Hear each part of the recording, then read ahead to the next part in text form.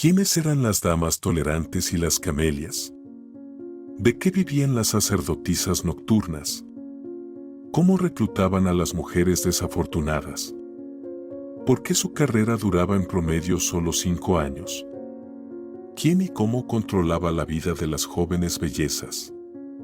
¿Qué papel jugaba el Estado en la vida de las casas de tolerancia? Así que vivamos un día en la vida de una prostituta en el Imperio Ruso. Esta vez, nuestra heroína, sí, no te equivocas, es la misma desconocida de Kramskoy. Los historiadores del arte aún debaten quién posó para este cuadro. Pero todos están seguros, se trata de una persona con una responsabilidad social disminuida. La llamaremos Josefina. Ella se comporta de manera provocativa e indecente, viajando completamente sola sin esposo o siquiera un sirviente. Esto la delata por completo. En ese tiempo, esto era un signo de busco patrocinador.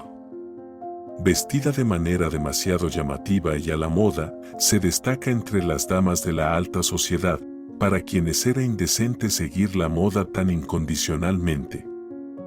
A tales damas en el siglo XIX se les empezó a llamar camelias después de la publicación de la novela de Alexandre Dumas La Dama de las Camelias. Las camelias, mantenidas fijas, eran establecidas por los más ricos. Se consideraban las más caras de las damas con responsabilidad social disminuida. Y entre ellas a menudo había chicas de burdeles, incluidas muchas extranjeras. El siglo XIX fue en general la época dorada de la prostitución en Rusia después de que Nicolás I la legalizara y la pusiera bajo control estatal en 1844 para combatir la sífilis. ¿No es una forma poco común de combatir una enfermedad?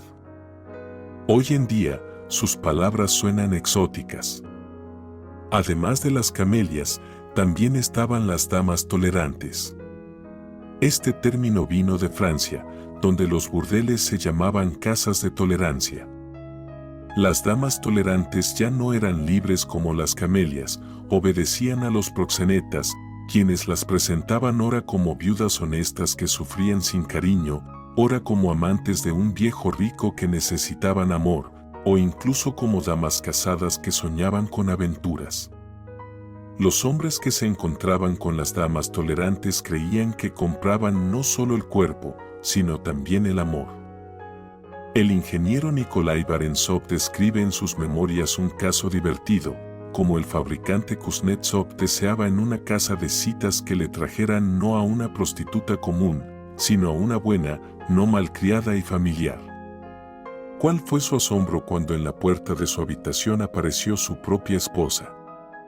Según rumores, él celaba mucho a su joven esposa y la limitaba en gastos. Sin embargo, ella, no siendo tonta, al verlo, armó un escándalo: "Te he atrapado, miserable". Como resultado, el desafortunado fabricante apenas logró obtener su perdón. Nuestra heroína mira con altivez por una razón. En realidad, ella estaba en una situación desesperada.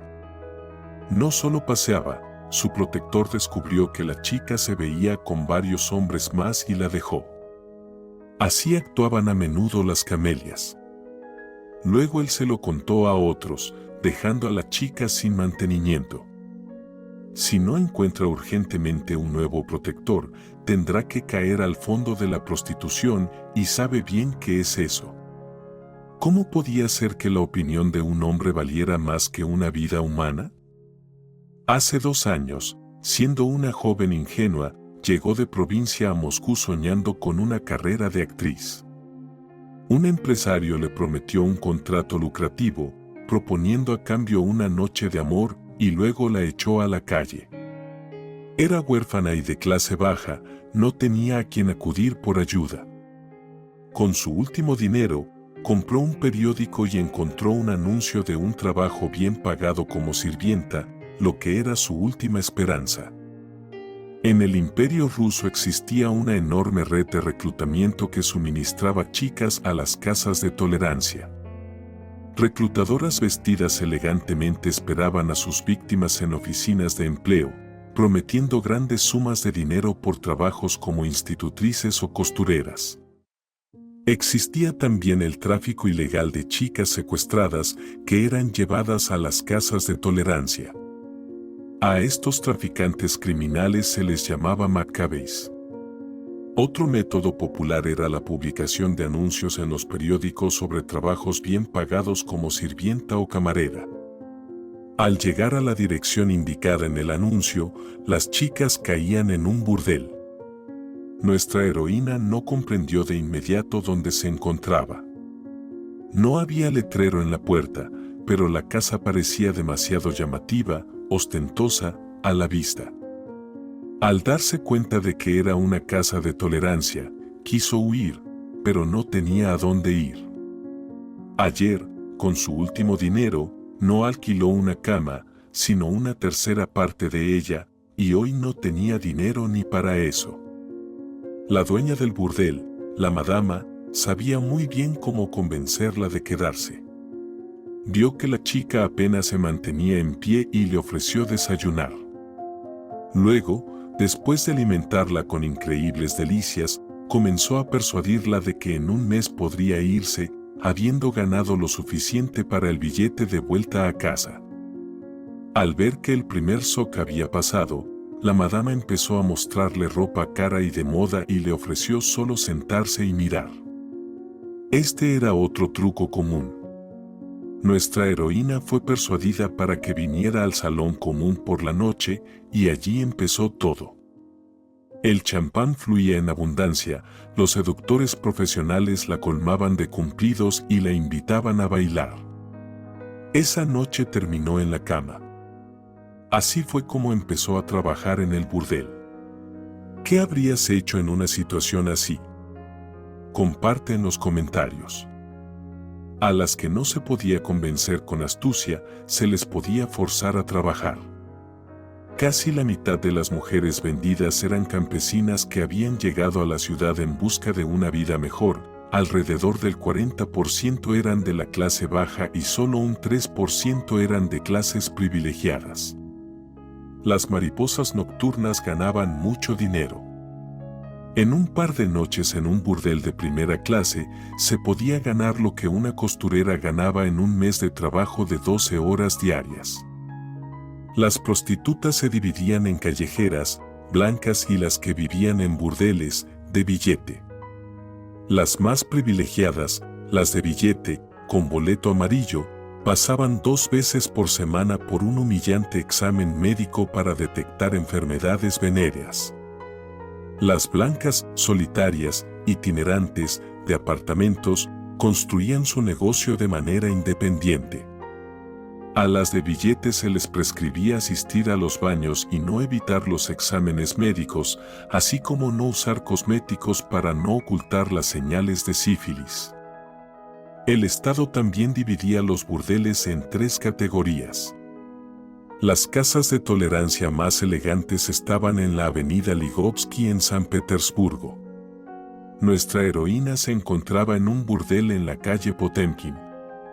Alexandre Kuprin lo describió en su novela Capitán de Estado Mayor Rinnikov como algo entre una casa de prostitución cara y un club lujoso, con una entrada elegante, con un oso disecado en la antesala, con alfombras, cortinas de seda y candelabros, con lacayos en frac y guantes. Aquí todo estaba envuelto en una lujosa vulgaridad, sedas Tussor, alfombras persas. Una enorme lámpara de cristal iluminaba el salón común, donde los invitados jugaban a las cartas, elegían a su compañera para la noche y bailaban. Una escalera conducía al segundo piso, donde estaba el comedor y los apartamentos. Las tarifas llegaban a 10 rublos por noche. Para ganar esa cantidad de dinero en cualquier otro trabajo legal, una chica tendría que trabajar todo un mes. Pero, ¿era esto una búsqueda de dinero fácil o una necesidad vital? Las casas de tolerancia para la clase media ya no tenían muebles suaves ni otras lujosidades. Aquí acudían funcionarios y oficiales de clase baja. Trabajaban chicas que habían perdido su frescura. Tenían que trabajar mucho más, cada categoría de burdel tenía su propia norma de trabajo. Las cosas eran aún peores en los establecimientos más baratos, como el famoso Malinnik en la Plaza Sennaya. Vsevolod Krestovsky lo describió en los suburbios de San Petersburgo como 14 apartamentos ocupados por 13 antros de la más oscura y espantosa depravación. Imagina suciedad, pobreza y los visitantes, una multitud de vagabundos, ladrones y asesinos. Visitar un lugar así era barato, pero peligroso para la vida.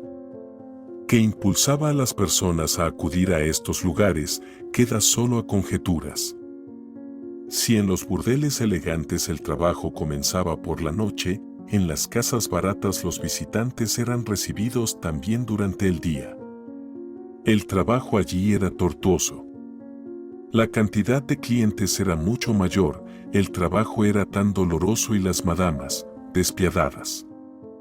Según las estadísticas, en medio año en uno de estos burdeles morían alrededor de 6 prostitutas. El verdadero fondo se consideraba la prostitución callejera. A la prostitución callejera llegaban las principiantes o las profesionales que, debido al alcoholismo y las enfermedades, habían perdido su atractivo, trabajando en burdeles y descendiendo gradualmente más y más. Desde allí no había camino de regreso. Pero ¿por qué la sociedad no les daba una segunda oportunidad? ¿Acaso la prostitución era peor que, por ejemplo, el robo? Nikolai Sveshnikov en sus memorias cuenta la trágica historia de una prostituta de los barrios bajos, a la que todos llamaban Probka. Siendo aún joven, parecía de 60 años. Desde joven había trabajado primero en Malinnik, luego pasó a la calle. Siempre estaba borracha y sucia. Tenía un ojo golpeado, la cara hinchada por las palizas. Ahora solo le quedaba mendigar a los vendedores del mercado, recogiendo sobras, verduras podridas o colas de arenque. Estas sobras las vendía luego a otros habitantes del refugio Viazemsky, el mayor antro de ladrones de la ciudad. Nuestra heroína terminó en un burdel de primera categoría. Entregó su pasaporte a la madama y juntas fueron al comité médico policial, donde lo cambiaron por un boleto amarillo que sustituía la identificación de las prostitutas. Desde entonces se llamaba Josefina. Los nombres de estilo francés eran populares entre las prostitutas en los burdeles.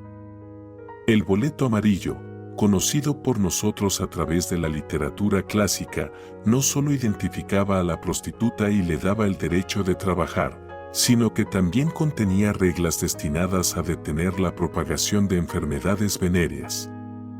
¿Por qué era de color amarillo? Sigue siendo objeto de debate. La versión más popular dice que se hacían de papel de baja calidad, que se amarillaba rápidamente. Con la adquisición del boleto amarillo, para nuestra heroína comenzó la vida rutinaria en el burdel.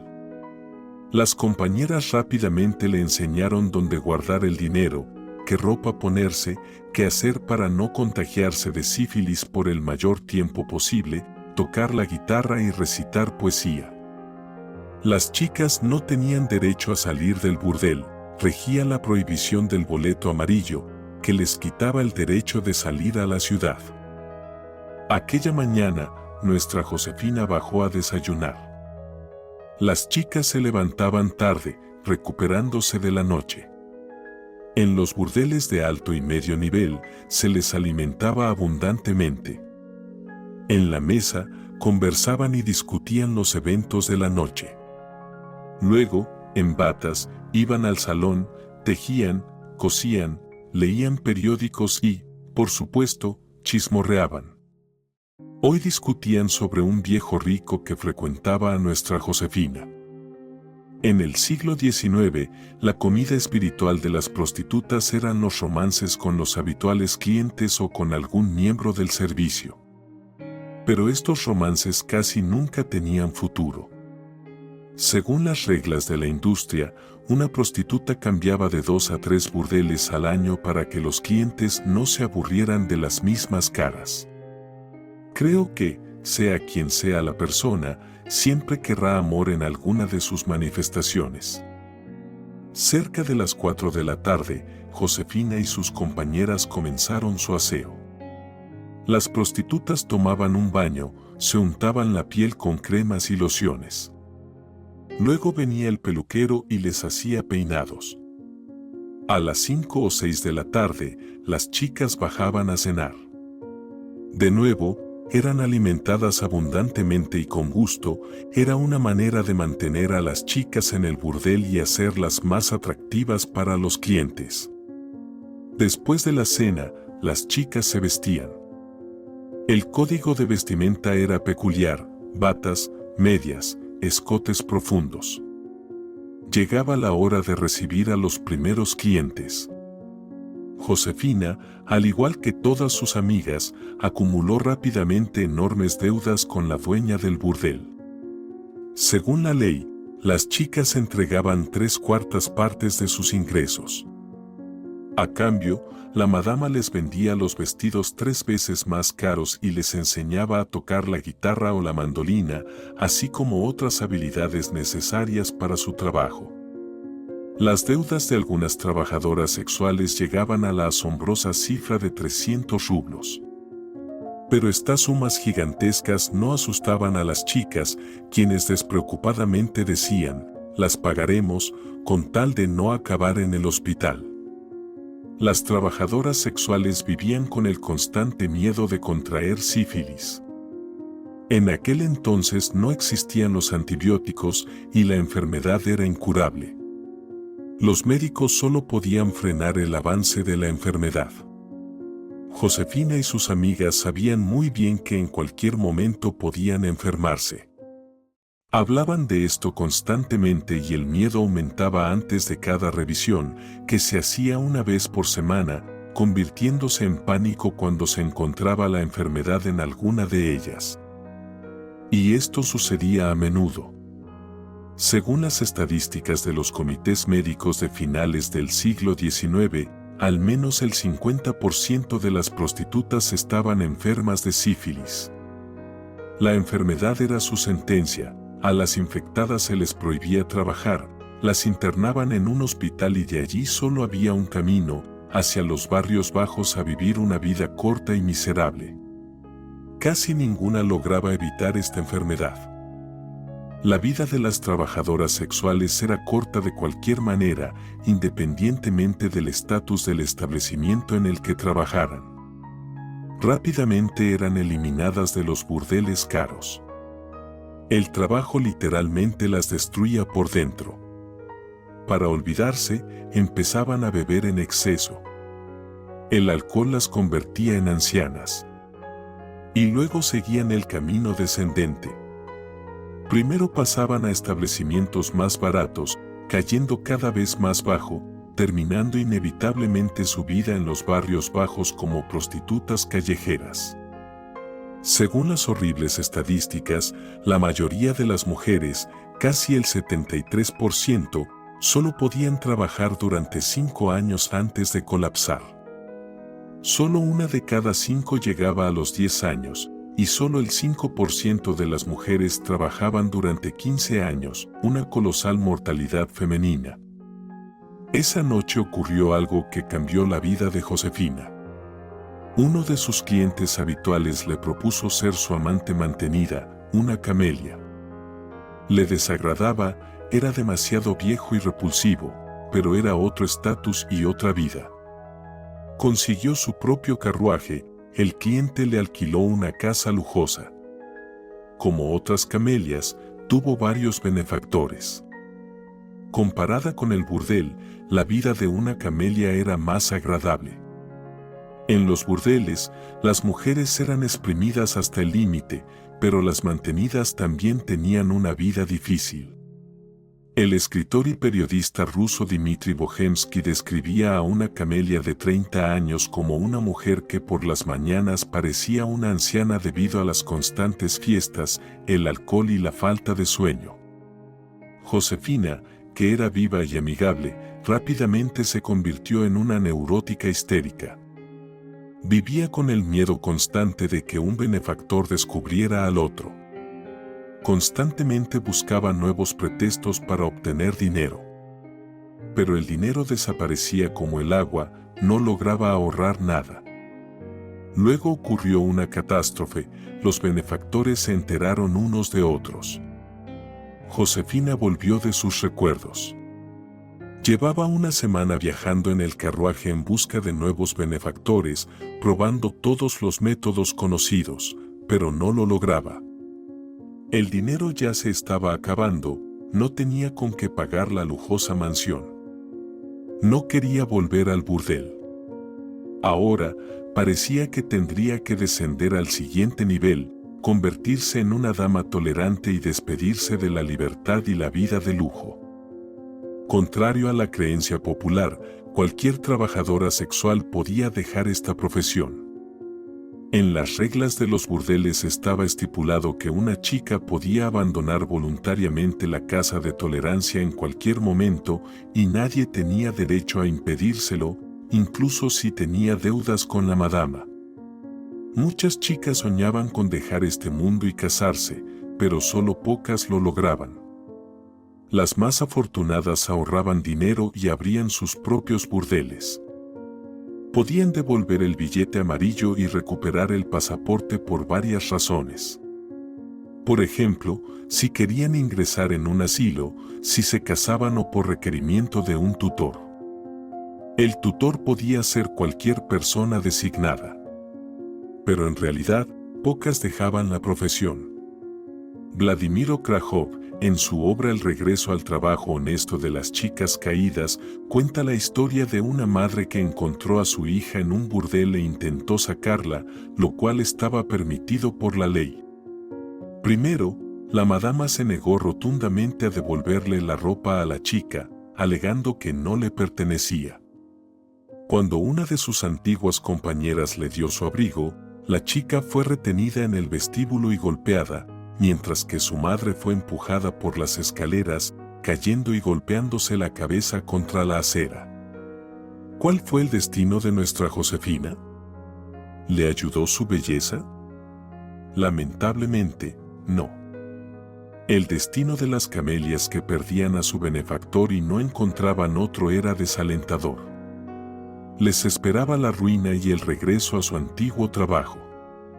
Tras trabajar como dama tolerante, Josefina contrajo sífilis. Y después del tratamiento, terminó en los barrios bajos. En esa suciedad, entre ladrones, vagabundos y asesinos, terminó su corta vida después de solo 3 años. ¿Qué fue lo que realmente acabó con Josefina en tu opinión? ¿El ansia de dinero fácil y abundante? ¿La falta de educación financiera? ¿O tal vez simplemente mala suerte? Todo esto quedará siempre en el misterio. Solo podemos compadecer a las mujeres cuya suerte las llevó por ese camino. Si te gustó la historia, da like, suscríbete y deja tus comentarios. Nos vemos en los próximos videos.